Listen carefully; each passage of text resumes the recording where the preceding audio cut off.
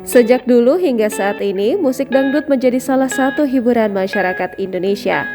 Belantika musik dangdut sejak dulu telah melahirkan banyak penyanyi dangdut bertalenta, baik pria maupun wanita atau yang sering disebut biduan dangdut.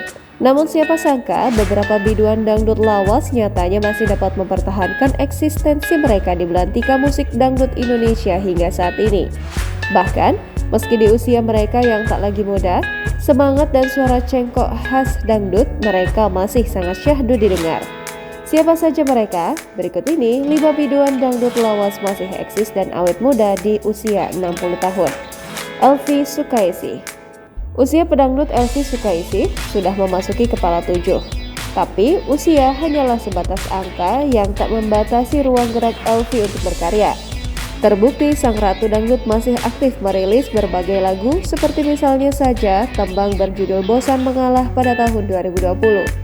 Bahkan belakangan ini, tepatnya 12 Oktober 2022, Elvi bersama pemilik gelar Raja Dangdut yakni Rhoma Irama meluncurkan lagu Cinta Dalam Khayalan. Rhoma Irama, Raja Dangdut satu ini masih terus mengeluarkan karya. Tahun 2022 ini, ia menggandeng sang Ratu Dangdut Elvi Sukaesih dalam lagu Cinta Dalam Khayalan. Rhoma Irama memang tak lagi muda, namun jika harus pensiun dari aktivitas pun, Rhoma tetap enggan lantaran takut justru mudah terserang penyakit. Rita Sugiarto. Meski kini Rita Sugiarto telah menginjak usia lebih dari 60 tahun, gaya sang pedangdut masih sangat fashionable serta wajahnya pun tampak awet muda. Di usianya yang makin menua, Rita masih belum juga mundur dari dunia tarik suara. Seringkali wajah Rita warawiri di televisi mengisi acara musik dangdut. Iyeth Bustami. Ungkapan semakin tua semakin bersinar rasanya cocok disematkan pada pedangdut Iyeth Bustami. Popularitas Iyeth tetap stabil sejak awal merintis karir hingga kini usianya hampir menyentuh 50 tahun. Beberapa kali pedangdut Melayu ini dipercaya menjadi juri ajang pencarian bakat seperti misalnya saja Rising Star Dangdut.